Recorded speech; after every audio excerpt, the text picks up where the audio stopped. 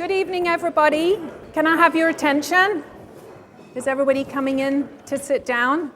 I want to keep us on time this evening because I know we're all busy people and you've been good enough to come out tonight. And so our event is scheduled to go until around 8 o'clock, and I'm going to try and keep it all within that time frame, even though we've got really wonderful speakers here tonight and a lot to say. And I'm also hoping that you will all join in and share with us some of your thoughts and ideas and reactions to what we're talking about tonight. So my name is Jacqueline Vischer, and in the handouts that you have on the seats is a little description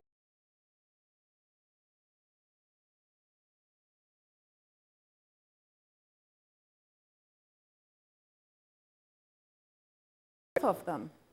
So this is my third.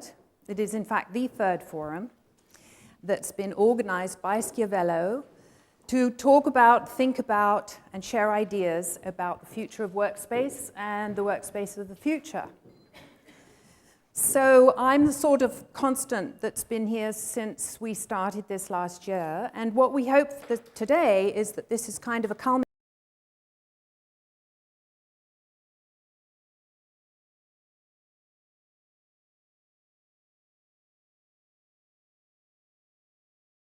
relevant to this main theme. So what I'll start by doing is perhaps presenting who's here, up here on the stage with me. Let me start with that. After that, I'm going to give you just a brief overview, a sort of summary that we've put together of some of the main key points that we feel were raised in previous discussions by other speakers and by the audience, and talk to you about how we're hoping to apply these to a sort of generic set of principles, guidelines, directives that will lead us, all of us, as a community, if you like, who's concerned about the future of workspace and where it's going and feel that we have a stake in that, and how we can perhaps share our ideas and come together around these generic principles that we're calling the aspirational brief. Anyway, I'll come back to that in a minute. Let me start by telling you who's up here with me, who are people you may already know. So on my left is Che Wall.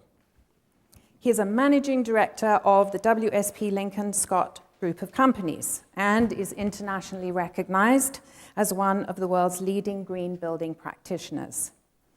He seems to have had loads of awards and prizes.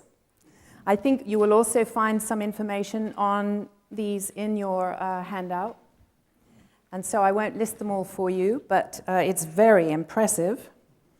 Che was the founding chairman of the World Green Building Council from 2002 till 2007, and he's organized green building councils in countries all over the world. And he actually received the Australian Prime Minister's Environmentalist of the Year award, as well as being recognized as one of Australia's 20 true leaders by the Financial Review. It really sounds wonderful. Congratulations. So impressive. Okay, now we have another wonderful speaker on my right, and this is Peter Williams, who, again, some of you may know. Peter is a partner with Deloitte, and he's CEO of the relatively new Deloitte Digital Group. Before that, he was CEO of one of Australia's largest online mobile and emerging technology firms called Eclipse. Peter is one of Australia's thought leaders on innovation and online mobile and emerging technology, and has worked with a lot of big organizations and public organizations. Again, probably names are in your handout, so I won't go into all that. He's been interviewed a lot on TV and in the media. And for the past 4 years, Peter has been voted by his peers and by Deloitte staff as the firm's most inspirational partner, which is a great honor to be honored by your own company. I work in a university and... Group of accountants. Oh, right. Group of accountants. The universities never recognize their professors at all, so I envy you. So that's who's up here with me, Che and Peter.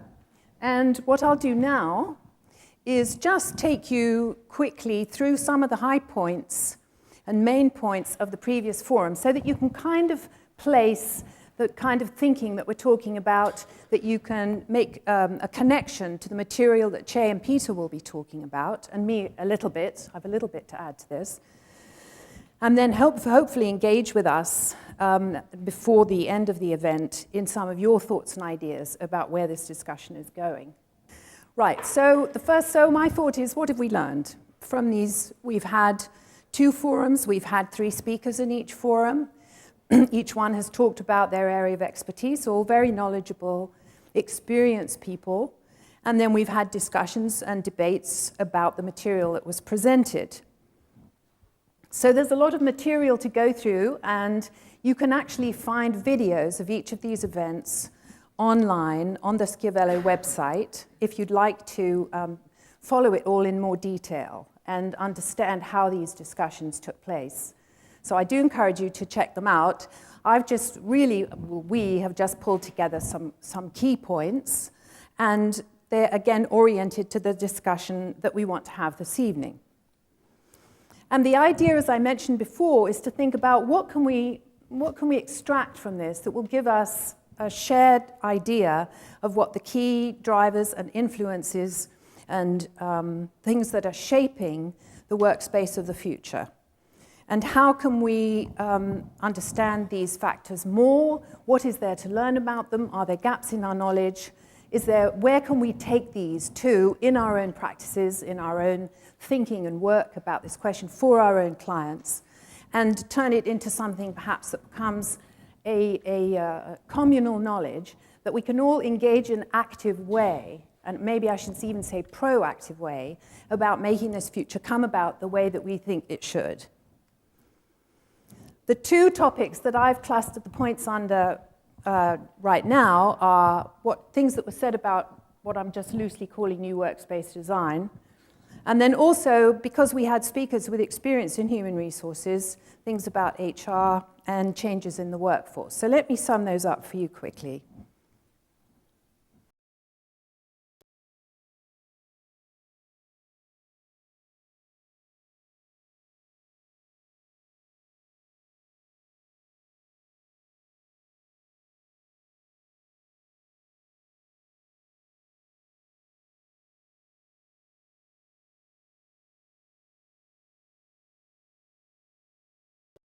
The changes that's coming about in how people work. And the idea here, the second statement that you see there, is our idea of what might be a generic guideline, the sort of thing that we want to see in what we're calling this aspirational brief, the brief of the workspace that we're moving towards. So that kind of summarizes the thought, or those set of thoughts, if you like, and says, we really need to think about space that isn't only suitable for what people are doing now with the tools they've got now, but is going to suit the people who are coming in 5 years down the road and 10 years down the road, perhaps with a technology that we don't even know about yet. Although Peter will rectify that for us. Yes. Good. Okay, so that's one. And the next one is about workspace that adds value. This is something that I talk about a lot because I'm sure many of you deal with this fact that companies are often more inclined to think about workspace as a cost, as something that they have to provide, as something that doesn't really do anymore other than just sort of give people a place to sit. What can we do to make workspace add value? And this is in, again, the second statement, the aspirational brief. What is our intervention that starts to create this learning in decision makers about a workspace that adds value?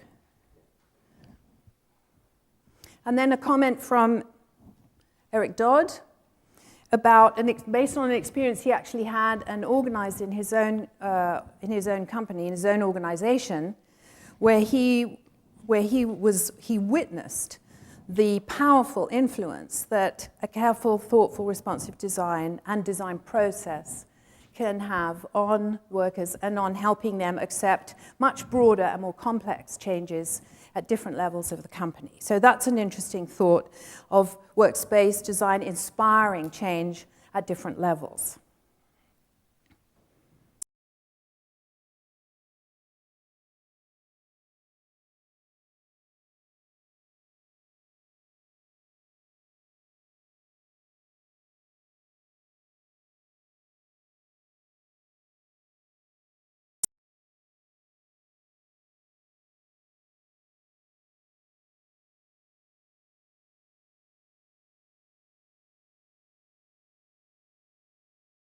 So this quote talks a little bit about the importance of keeping people, holding on to them once you've attracted your talent, once you've trained your talent.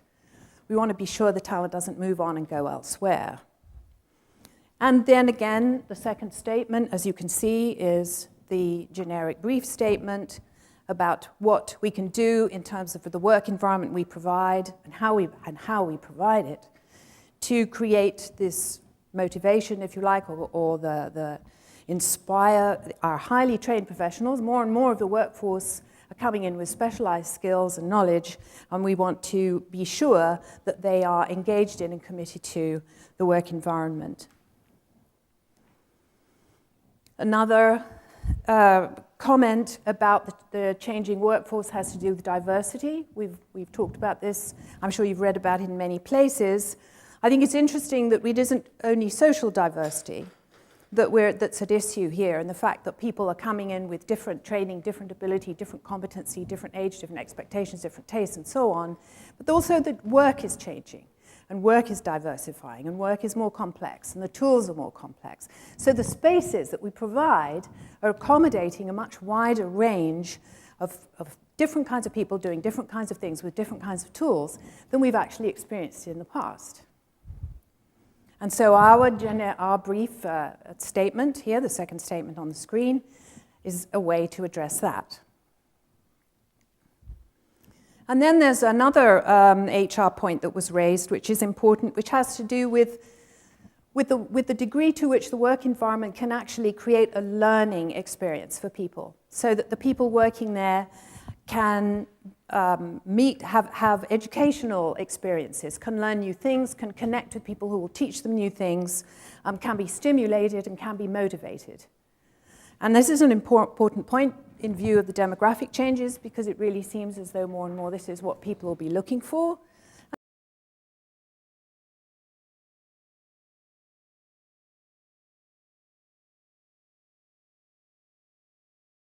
I hope you're getting a sense of the kind of approach that we want to use, and that as we go through these speakers today, you will give some thought, and we will all give some thought to the kinds of things they're saying and how this content, this important content about sustainability in the environment, about IT and the future of technology, can be built in to this aspirational brief and can become part of our thinking about the future of workspace. So when we've had these presentations, and then I'll add a little bit at the end of that, bringing it back to the question of the organization and what it's looking for, then we've got time to engage with you and have you ask questions and make comments and say, no, I don't agree with that, but what about if you said it that way? So do please give that some thought while we're talking, and we look forward to hearing your comments when we get to that stage. Right, so the next thing is to say that there are other categories other than the two I talked about. I talked about workspace design, I talked about HR issues and the workforce. What are the other categories of drivers and enablers of the future? And so here are some, and we're going to address some of these today. The sustainable buildings and management of resources. And Che is obviously clearly a world-renowned expert who's going to be able to talk to us about that. Information and communications technology. Peter is a world-renowned expert, and good, we're going to be able to talk about that. There's also the whole question of knowledge being the sort of future currency, if you like, I think, of our economy, and how our organizations gain knowledge, how they acquire it, and how they share it, how they use it, and how they prevent it from leaving the organization. So that's a whole category of thinking about the future of the organization.